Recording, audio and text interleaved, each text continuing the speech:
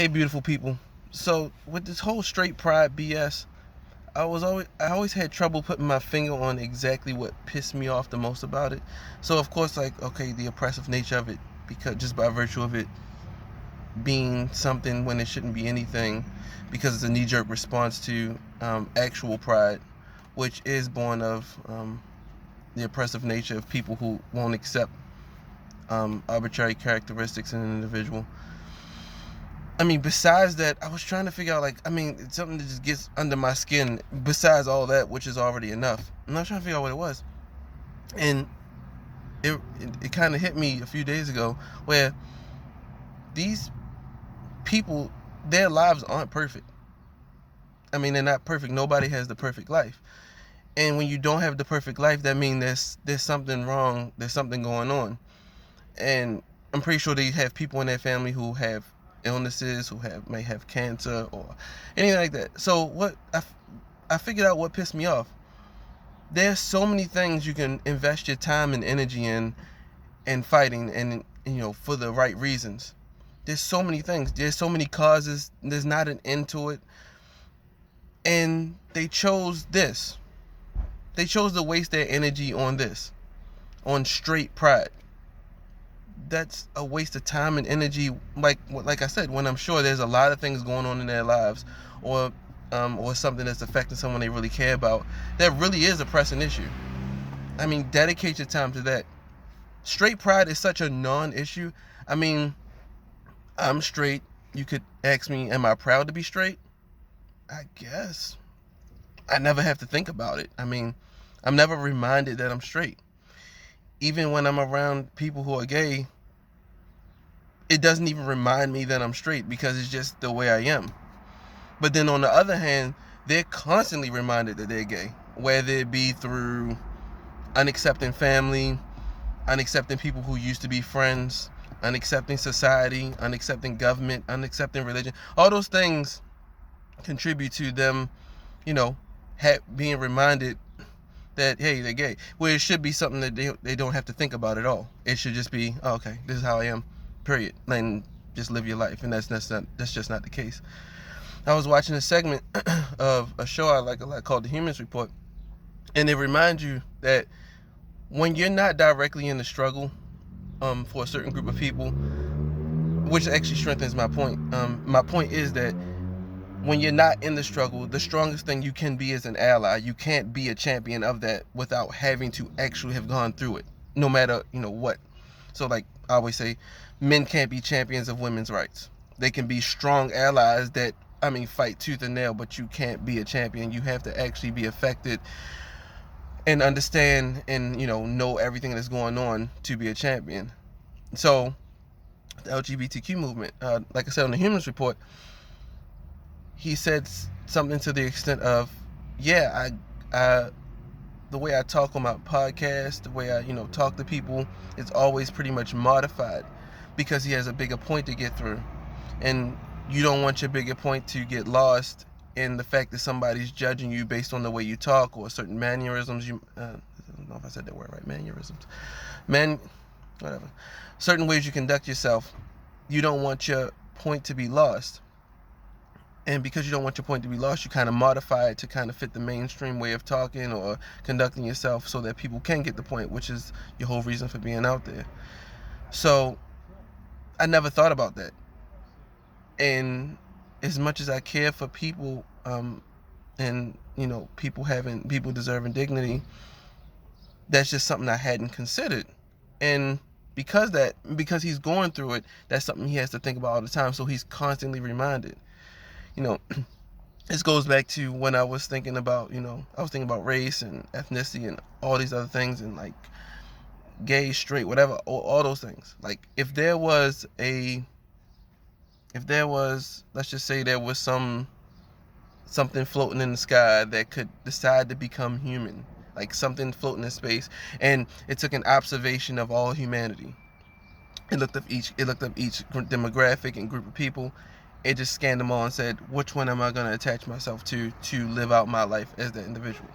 Well, it more than likely won't choose anybody black or brown because of the history of oppression, and the thing that's still going on. Like, why would I choose to be that?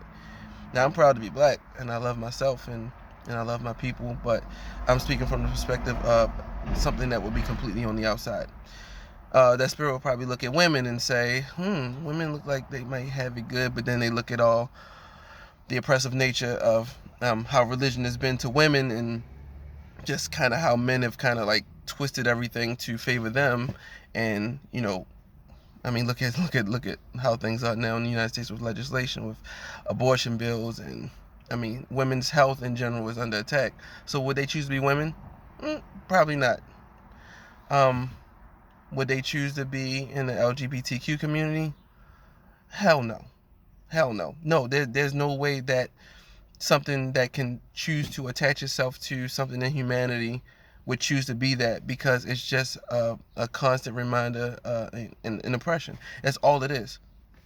I mean, of course, there's more to it than that, but you wouldn't voluntarily just say, I'm going to be this because this demographic of human has an advantage or is seen on the even playing field as all others.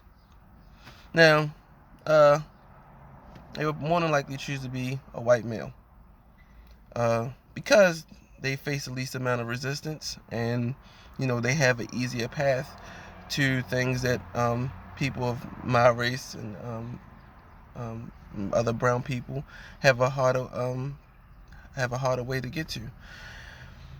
And so it's the whole thing, this whole straight pride thing. It's such a waste of energy, and it makes me think about how people waste energy all the time on meaningless things. It's just, you got to know your privilege. If you have it, know it, and if you want to use it for the right things, some guy just walked behind me. And if you want to use it for the right things, great. And that's a wonderful thing. And if you want to use it just to mind your business, I guess you could do that. I mean, no harm in that. But to go out of your way to have a parade saying you're proud to be straight, it's goofy. It does nothing to help anything. And like I said, it's done as a knee-jerk reaction to pride. And say, hey, straight people are important too. Mm-hmm. All lives matter. Yeah, we know all lives matter. Blue lives matter. Okay, we never said you didn't matter. Men's rights. Don't make me laugh. I mean, what rights do you want? And like, I'm going off a little bit, but like, what do you want? And there's always a situation where when people with no money and no power always seem to blame people with no money and no power for all their misfortune or things that may have happened to them. When, like, don't punch down, punch up. Look at the people who control the laws. Look at the people who make the laws. Look at the people who benefit from the laws being passed and say, hey, maybe there's something going on there. But they don't do that. They just kind of follow the direction of whichever way the wind blows, or whoever's influencing them to think that way. And yeah, we're all human. We're all subject to influence. But when you're influenced, you got to ask yourself, does this influence make sense? Is this group I'm running with, are they just a goofy group of people with some failed sense of identity? You got to ask yourself these questions, and you're not going to like all the answers, but not only will you be a better person for questioning these things, but you'll also have a healthier perspective, and you'll actually be a happier person. I mean, if I was pissed about, let's say I drink coffee every day. I don't know where I'm going with this, but I'm just making up something because straight pride is completely made up. I drink coffee every day, and it comes out this flavor of coffee comes out that I think is utterly repulsing and disgusting, but people seem to like it. And it's a minor group of people that like it. And I love my coffee, and I'm like, oh, they drinking that? Oh man, like, how could they drink that? That's garbage. Why would they drink that? Okay, after that, stop right there. Just don't drink it. Not a problem. I can always drink my regular coffee. Regular coffee will always be here. Regular coffee is not under attack, nor will it ever be. Just drink it. Just drink your damn coffee. But like I said, I'm rolling.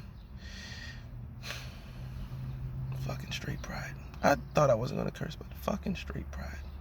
What the serious fuck?